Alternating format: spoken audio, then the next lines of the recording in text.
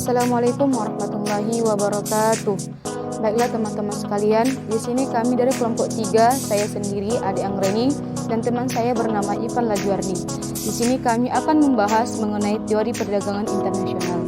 Teori perdagangan internasional terbagi menjadi dua, yaitu teori klasik dan teori modern. Teori klasik ini terbagi menjadi dua, yaitu yang pertama merkantilisme.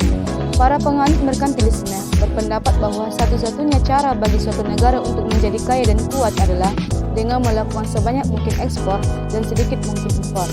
Surplus ekspor yang dihasilkannya selanjutnya akan dibentuk dalam aliran emas lantakan atau logam-logam mulia, khususnya emas dan perak. Semakin banyak emas dan perak yang dimiliki oleh suatu negara, maka semakin kaya dan kuatlah negara tersebut. Yang kedua, yaitu teori keunggulan mutlak ataupun absolute advantage dari Adam Smith, di mana Adam Smith berpendapat bahwa sumber tunggal pendapatan adalah produksi hasil tenaga kerja serta sumber daya ekonomi.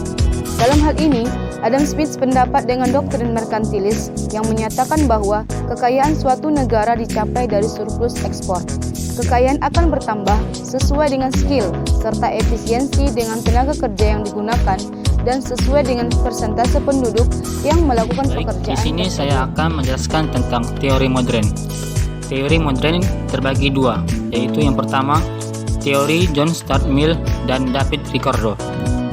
Teori John Stuart Mill dan David Ricardo menyatakan bahwa suatu negara akan menghasilkan dan kemudian mengekspor suatu barang yang memiliki comparative advantage terbesar dan mengimpor barang yang dimiliki oleh comparative disadvantage.